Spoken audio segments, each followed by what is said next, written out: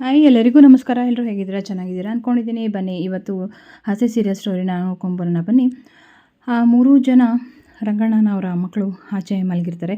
ನಾನೇನು ತಪ್ಪು ಮಾಡಿಲ್ಲ ಅಂತ ಹೇಳ್ತಿರ್ತಾರೆ. ರವಿ, ನಾನು ಮೀಟಿಂಗಲ್ಲಿದ್ದೆ ಕಣೋ, ಶ್ರುತಿ ಕಾಲ್ ಮಾಡ್ತಿಲ್ಲ, ಇದು ನಾನು ರಿಸೀವ್ ಮಾಡೋಕ್ಕಾಗಲ್ಲ. ಅಷ್ಟಕ್ಕೆ ಅವಳು ಕೋಪ ಮಾಡ್ಕೊಂಡಿದ್ದಾಳೆ. ಅದಕ್ಕೆ ನಾನೇನು ಮಾಡಲಿ, ನನ್ನ ಅಂದೇ ತಪ್ಪು ಅಂತ ಹೇಳ್ತಿದ್ದಾಳೆ. ಸ್ವಲ್ಪನೂ ಅರ್ಥ ಮಾಡ್ಕೊಳ್ಳಲ್ಲ. ಮದುವೆಗಿಂತ ಮುಂಚೆ ಅಷ್ಟು ಚೆನ್ನಾಗಿರ್ತಾರೆ, ಮದುವೆ ಆದಮೇಲೆ ಅವ್ರಿಗೆ ಏನಾಗುತ್ತೋ ಗೊತ್ತಿಲ್ಲ ಅಂತ ಹೇಳ್ತಿರ್ತಾರೆ. ರವಿ, ಹ್ಞೂ ಕಣೋ, ಮದುವೆ ಆದಮೇಲೆ ಹಾಗೇನೆ ತುಂಬಾ ಚೆನ್ನಾಗಿರ್ತಾರೆ. ಈ ಮದುವೆಯಿಂದ ತಪ್ಪಿಸ್ಕೋಬೇಕು ಅಂತ ಅಂದರೆ ಒಂದು ಒಳ್ಳೆ ಕೆಲಸ ಮಾಡ್ಬೋದು ಕಣ್ರು. ಅದೇ ಡಿವೋರ್ಸ್ ಕೊಟ್ಬಿಟ್ರೆ ನಾವು ಬ್ಯಾಚುಲರ್ಸಾಗಿ ಉಳಿಬೋದು ಅಂತ ಮನೋಜ್ ಜೊತೆ. ಹಾಂ ಹಾಂ ಪೆಂಗೆ ಹೇಳ್ದ ಅಂತ ಹಂಗಂತ ಮಾಡಿಬಿಟ್ಟೆ ರವಿ. ನಾವು ಸಾಯೋವರೆಗೂ ಅವರೇನೆ, ಕಟ್ಕೊಂಡ್ಮೇಲೆ ಒಂದು ಸಲ ಮುಗ್ದೋಯ್ತು. ನಾವು ಕಂಡ್ರು ಅವ್ರನ್ನ ಮದುವೆಗೆ ಹೆಂಡ್ತಿ ಅನ್ನೋ ಸ್ಥಾನ ಕೊಟ್ಟಿರೋದು, ಅವ್ರು ಅದನ್ನು ಹರ್ತ್ಕೊಂಡು ಬಾಳಬೇಕು. ಬಟ್ ಅವರು ಚಂಡಿ ಚಾಮುಂಡಿ ಥರ ಹಾಡ್ತಾರೆ. ಮದುವೆಗಿಂತ ಎಲ್ಲರೂ ಕೂಡ ಚೆನ್ನಾಗೇ ಇರ್ತಾರೆ. ಅಯ್ಯೋ ಚಿನ್ನ ಮುದ್ದು ರನ್ನ ಅಂದ್ಕೊಂಡು ಹೀಗೇ ಹಾಡೋದು. ಈ ಮದುವೆ ಆದಮೇಲೆ ಒಳ್ಳೆ ಹಿಟ್ಲರ್ ಆದಂಗೆ ಹಾಡ್ತಿರ್ತಾರೆ. ನಾವೇನೋ ಮಾಡ್ತೀವಿ ಅನ್ನಂಗೆ, ಹಾಂ ಹ್ಞೂ ಕಣಪ್ಪ, ಹ್ಞೂ ಹ್ಞೂ ಹಾಗೆ ಆಡ್ತಾರೆ ಅಂತ. ಏನು ಮಾಡೋದು, ಏನು ಮಾಡೋಂಗೇ ಇಲ್ಲ, ಅವ್ರು ಹೇಳ್ದಾಗೆ ಕೇಳಬೇಕು. ಆದರೂ ನಾವೇನು ತಪ್ಪು ಮಾಡಿಲ್ಲ ಅಂತ ಅಂದ್ರೂ ಕೂಡ ನಾವು ಅವ್ರ ಹತ್ರ ಸಾರಿ ಕೇಳಬೇಕಂತೆ. ಸಾರಿ, ಇದೆಲ್ಲ ತುಂಬ ಅತಿ ಆಯಿತು ಅವ್ರಿಗೆ ಅಂತ ಹೇಳ್ತಾರೆ.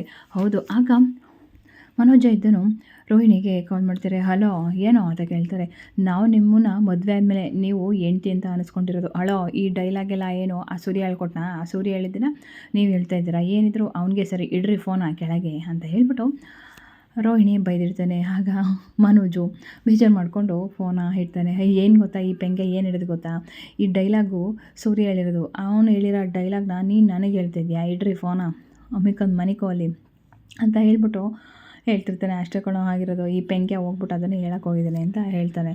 ಇನ್ನೊಂದು ಕಡೆ ತಿಂಡಿ ತಿನ್ನಬೇಕು ಅಂತ ಅಂದ್ಬಿಟ್ಟು ಎಲ್ಲರೂ ಬರ್ತಾ ಇರ್ತಾರೆ. ಆಗ ರಂಗಣ್ಣವರು, ಹೋ ಬನ್ರಪ್ಪ, ಬನ್ನಿ ಕೂತ್ಕೊಳ್ಳಿ ಅಂತ ಹೇಳ್ತಾ ಇರ್ತಾರೆ. ಏನಿದು 3 ಜನ ಹೀಗಿದ್ದಾರಲ್ಲ, ಏನಾಯಿತು ಅಂತ ಅನ್ಕೋತಿರ್ತಾರೆ. ಆಗ ರೋಹಿಣಿ, ಬಾಮ ತಿಂಡಿ ತಿನ್ನು ಅಂತ ಹೇಳ್ತಾರೆ. ಶಾಂತಿಯವರು, ಇಲ್ಲ ಅತ್ತೆ, ನನಗೊಂದು ಸ್ವಲ್ಪ ಇಂಪಾರ್ಟೆಂಟು ಮೇಲ್. ಶ್ರುತಿ ಬರ್ತಾರೆ. ಅಯ್ಯೋ, ನನಗೂ ತುಂಬ ಹೊಟ್ಟೆ ಆಗ್ತಿದೆ, ಏನು ಮಾಡಿದ್ದೀರಾ ತಿಂಡಿ ಮೀನವರೇ ಅಂತ ಬರ್ತಾರೆ. ಹಾಗೂ ಕೂಡ ಶ್ರುತಿ ರವಿನ ನೋಡ್ಬಿಟ್ಟು, ಅಯ್ಯೋ ನನಗೆ ಹಶ್ವಿಲ್ಲ, ನನಗೆ ಟೈಮ್ ಆಗುತ್ತೆ ಏನೇನೋ ಅಂತ ಹೇಳ್ಬಿಟ್ಟು ನಾನು ಅಲ್ಲೇ ಸ್ಟುಡಿಯೋದಲ್ಲೇ ತಿನ್ಕೊಂಡಿದ್ದೀನಿ ಅಂತ ಹೊರಟೋಗ್ತಾರೆ. ಆಗ ಮೀನಾ ಬರ್ತಾಳೆ. ಮೀನಾ ಬಂದಿದ್ದೆ ರಂಗಣ್ಣವರು ಹಾಗೆ ಶಾಂತಿಯವ್ರಿಗೆ ಮಾತ್ರ ತಿಂಡಿ ಬಡಿಸಿ ಹೊರಟೋಗ್ತಾರೆ. ಯಾರಿಗೂ ಕೂಡ ತಿಂಡಿ ಬಡಿಸಲ್ಲ. ಏನು ಹೆಂಡ್ತಿಯರ ಜೊತೆ ಜಗಳ ಮಾಡ್ಕೊಂಡಿದ್ದೀರಾ? ಏನು ಕತೆ ನಿಮ್ಮದು? ಏನಾಯಿತು ರಾತ್ರಿ? ಯಾಕೆ ಜಗಳ ಆಡ್ಕೊಂಡಿರಂಗಿದ್ದೀರಾ ಅಂತ ಹೇಳ್ತಾರೆ. ಹ್ಞೂ ಹೌದಪ್ಪ, ಜಗಳ ಆಡ್ಕೊಂಡಿದ್ದೀವಿ ಅಂತ ಹೇಳ್ತಿರ್ತಾರೆ ಸೋನಿಯಾ. ಹಾಂ, ನಾವೇನೂ ಮಾಡಿರೋದೇ ಇಲ್ಲ, ಸುಮ್ಮನೆ ಕೂಗಾಡ್ತಾರಪ್ಪ, ನಾವೇನೂ ಮಾಡೇ ಇಲ್ಲ, ನೀವೇನೋ ಮಾಡಿದ್ದೀರ ತಪ್ಪು, ಅದಕ್ಕೋಸ್ಕರ ಅವ್ರು ನಿಮ್ಮ ಮೇಲೆ ಕೂಗಾಡಿದ್ದಾರೆ ಅಂತ ಹೇಳ್ತಿರ್ತಾರೆ. ಆಗ ಒಳಗಡೆಯಿಂದ ಪಾತ್ರೆ ದಡಾರ ಅಂತ ಬಿಡಿಸ್ತಿರ್ತಾರೆ. ಹೇ, ನನ್ನ ಅಮ್ಮನದು ಕಣೆ ಪಾತ್ರೆ, ನಮ್ಮ ಅಪ್ಪ ಮನೆದು, ಯಾಕೆ ಬಿಡಿಸಿದ್ಯಾ ಅಂತ ಕೇಳ್ತಾರೆ. ಹೆಂಡ್ತಿರು ಸಿಟ್ಟು ಮಾಡ್ಕೊಂಡ್ರೆ ಇದೇ ಪನಿಷ್ಮೆಂಟು, ಗೊತ್ತಾಯ್ತಾ ಅಂತ ಹೇಳ್ತಾರೆ. ಹಾಂ, ನಿಮ್ಮ ಅಪ್ಪನ ಮನೆಯಿಂದ ತಂದಿಲ್ಲ, ನಮ್ಮ ಮನೆಯದು, ಗೊತ್ತಾಯ್ತಾ ಅಂತ ಹೇಳ್ತಾರೆ. ಹ್ಞೂ ಹೌದು, ಎಲ್ಲದಕ್ಕೂ ನಾವೇ ಒಂದು ಇವ್ರಿಗೆ ಕಾರಣ ಆಗಿರ್ತೀವಿ ಅಲ್ವಾ, ನಾವೇನು ತಪ್ಪೇ ಮಾಡಲ್ಲ ಅಂದಾಗ ಮತ್ತೆ ಪಾತ್ರೆ ಬಿಸಾಕ್ತಾಳೆ ಮೀನಾ ಒಳಗಡೆಯಿಂದ. ಏನ್ರಯ್ಯ, ಏನು ತಪ್ಪು ಮಾಡಿದ್ರಾ? ಯಾಕೆ ಹಿಂಗೆ ಮಾಡ್ಕೊಂಡಿದ್ದೀರಾ? ಯಾಕಪ್ಪ ಏನಾಯಿತು ಅಂತ ಕೇಳಲ್ವಾ ನೀವು? ಏನು ಮಾಡ್ಕೊಂಡಿದ್ದೀರಾ? ಏನು ಜಗಳ? ನಾನು ಯಾಕೆ ಕೇಳೋಣ? ನಿಮ್ಮ ಸಂಸಾರ ವಿಷಯದಲ್ಲಿ ನಾನು ಯಾಕೆ ತಲೆ ಹಾಕೋಣ?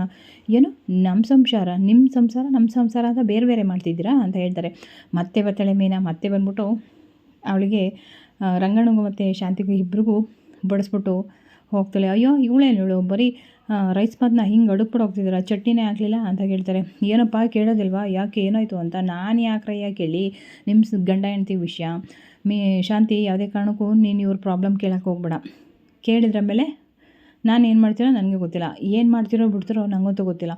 ನೀವೇ ನಿಮ್ಮ ಹೆಂಡ್ತಿದ್ದೀರಾ, ಹೊಲಿಸ್ಕೊಳ್ಳಿ ಆಯಿತಾ, ಅವ್ರನ್ನ ಸರಿ ಮಾಡ್ಕೊಳ್ಳಿ. ಕಾಡಿಸ್ತಿರೋ, ಪೀಡಿಸ್ತಿರೋ, ಪ್ರೀತಿಸ್ತಿರೋ, ಏನು ಮಾಡ್ತಿರೋ ಗೊತ್ತಿಲ್ಲ. ಅದೇ ಹೇಳ್ತಾರಲ್ಲ, ಹೆಂಡತಿಯೊಬ್ಬಳು ಒಳೆಯೊಳಗಿದ್ದರೆ ಅಂತ.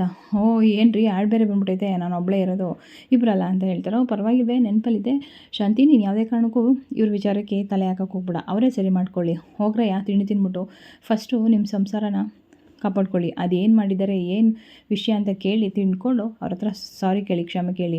ಅಯ್ಯೋ ಏನಪ್ಪ ಮಾಡೋದು ಈಗ? ಅಮ್ಮ ನೀನಾದರೂ ಕೇಳಮ್ಮ ಅಂತ ಹೇಳ್ತಾರೆ. ಒದ್ಬಿಡ್ತೀನಿ ನಿನಗೆ, ನೀನು ಪಾಡಿಗೆ ನೀನು ನೋಡ್ಕೊ ಹೋಗು. ಯಾಕೆ ನಾನು ನಿನ್ನ ಹತ್ರ ಕೇಳಿ ಆಮೇಲೆ ನಿಮ್ಮ ಅಪ್ಪನಿಂದ ಬಂದ್ಬಿಟ್ಟು ನಿನ್ನ ಹತ್ರ ಬಂದು ಮನೆ ಕಳ್ಕ, ನನಗೆ ಯಾಕಪ್ಪ ಬೇಕು? ನಿಮ್ಮ ಸಂಸಾರ ನಿಮ್ಮದು ಸರಿ ಮಾಡ್ಕೊ ಹೋಗಿ ಅಂತ ಹೇಳ್ತಾರೆ. ಮೀನಾ ಒಳಗಡೆ ಅಡುಗೆ ಮಾಡ್ತಾ ಇರ್ತಾಳೆ. ಅದೇ ಟೈಮ್ಗೆ ಸೂರ್ಯನೂ ಕೂಡ ಬರ್ತಾರೆ. ನೀರು ಕುಡಿಯೋಕ್ಕೆ ಬಂದೆ ನಾನು ಅಂತ ಹೇಳ್ತಾನೆ. ನೀರು ಕುಡಿಯೋಕ್ಕೆ ಬಂದ್ರ ಅಂತ ಅವಳು ಏನು ಮಾತಾಡೋದಿಲ್ಲ. ಸೊ ತುಂಬ ಸೈಲೆಂಟಾಗಿರ್ತಾಳೆ. ಹಾಗೆ ಚಾಕ್ತಾಯಿದ್ದೆ. ಅಯ್ಯೋ ಯಪ್ಪ ಸಾಯ್ಸಕ್ಕೆ ಬಂದು ಚಾಕ ತಗೊಳಕ್ಕೆ ಬಂದ, ನಾನೇನೋ ಸಾಯ್ಸೋಕ್ಕೆ ಬಂದೆ ಅಂತ ಅನ್ಕೋತಾನೆ. ಸುಮ್ಮನೆ ಈ ಕೋಪ ಎಲ್ಲ ಬಿಟ್ಬಿಟ್ಟು ಮಾತಾಡೋದನ್ನ ಕಲಿ ಅಂತ ಹೇಳ್ತಾರೆ. ಏನೇನು ನಾನೇನು ತಪ್ಪು ಮಾಡಿದ್ದೀನಿ ಅಂತ ಹೇಳ್ತಾರೆ. ರೋಹಿಣಿ ಏನೋ ಏನು ರೀ ಸೀರೆ ಬೇಕಾ? ಅಯ್ಯೋ ಸೀರೆ ಬೇಡ, ನಾನು ಏನೋ ಒಂದು ಹೇಳಬೇಕು ಕೇಳು, ನಿಮ್ಗೆ ಹೇಳೋದು ಬೇಡ ಕೇಳೋದು ಬೇಡ ಬಿಡಿ ಅಂತ ಹೇಳ್ತಾರೆ. ಅಯ್ಯೋ ಏನೋ ಒಂದು ಸಣ್ಣ ತಪ್ಪು ಮಾಡ್ಬಿಟ್ಟೆ, ಅದಕ್ಕೆ ನೀನು ಈಗ ಆಡ್ತಾರ ಮೀನಾ ಅಂತ ಹೇಳ್ತಾರೆ. ಏನು ಮಾಡೇ ಇಲ್ವಾ ನೀವು? ಮಾಡೋದನ್ನೆಲ್ಲ ಮಾಡಿ ಹೀಗೆ ಹೇಳ್ತಿದ್ದೀರಾ ಅಂತ ಹೇಳ್ತಾರೆ. ಇನ್ನೊಂದು ಕಡೆ ರವಿ, ಸಾರಿ ಶ್ರುತಿ, ನಾನೇ ತಪ್ಪಾಯಿತು ಅಂತ ಕೇಳ್ಕೊತೀನಿ ಆಯಿತು, ದಯವಿಟ್ಟು ಮಾತಾಡು ಪ್ಲೀಸ್ ಅಂತ ಹೇಳ್ತಾರೆ. ಅಯ್ಯೋ ಚಿನ್ನ ಅಲ್ವಾ ನೀನು ಅಂತ ಹೇಳಿದೆ, ನೀನು ಯಾರನ್ನು ನೆನೆಸ್ಕೊಂಡು ನನ್ನನ್ನೇ ಯಾಕೆ ಚಿನ್ನ ಅಂತ ಕರಿತಿದ್ದೀರಾ ಅಂತ.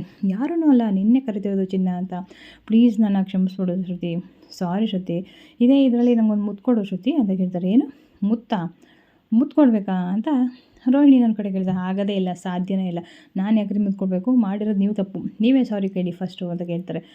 ಇನ್ನೊಂದು ಕಡೆ ಸೂರ್ಯನು ಕೂಡ ಮೀನಿಗೆ ಅದೇ ಹೇಳ್ತಿರ್ತಾರೆ, ನಾನು ಕೇಳಲ್ಲ, ಸಾರಿ ನೀವೇ ಕೇಳಬೇಕು, ನಾನೆಲ್ಲ ತಪ್ಪು ಮಾಡಿರೋದು, ನೀವು ತಾನೇ ಕುಡಿಬೇಡ ಅಂತ ಹೇಳಿದ್ರು ಕುಡ್ಕೊಂಡು ಬಂದಿದ್ದು, ಹಾಗಾಗಿ ಕೊಡಲ್ಲ. ಏನು ಮುತ್ತು ಕೊಡಬೇಕಾ?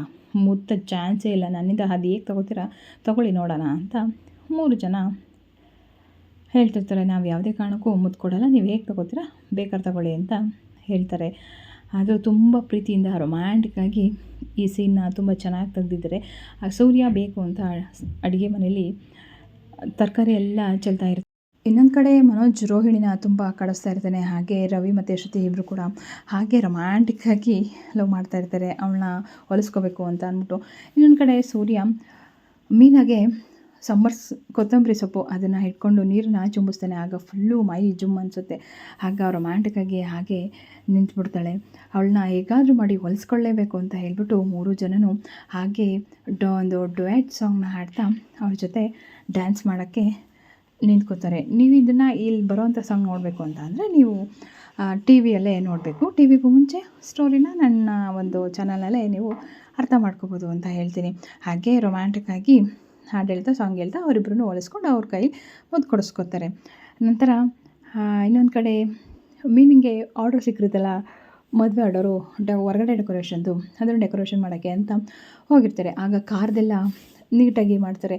ಇದನ್ನೇನು ಮೊಳಕೆ ಹೊಡಿಬೇಕಾರಲ್ಲೇ ಕಿತ್ತಾಕ್ಬಿಡ್ಬೇಕು ಅಂತ ವಿಶಾಲಾಕ್ಷಮ್ಮ ಅನ್ಕೋತಿರ್ತಾಳೆ. ಹೋಗ್ರೋ, ನಾನು ಹೇಳಿದ್ದೀನಲ್ಲ ಹಾಗೆ ಮಾಡೋಗಿ, ಇವಳನ್ನ ಇಲ್ಲೇ ಮಟಾಶ್ ಮಾಡಬೇಕು ಅಂತ ಹೇಳ್ತಾರೆ. ಹೋಗ್ರೋ ಅವ್ರು ಮಾಡಿರೋ ನಾನು ಹೇಳ್ಕೊಟ್ಟಂಗೆ ನೀವು ಮಾಡೋಗಿ ಫಸ್ಟು ಅದನ್ನೆಲ್ಲ ಮಟಾಶ್ ಮಾಡೋಗಿ ಈಗಲೇ ಅಂತ ಹೇಳ್ತಾರೆ.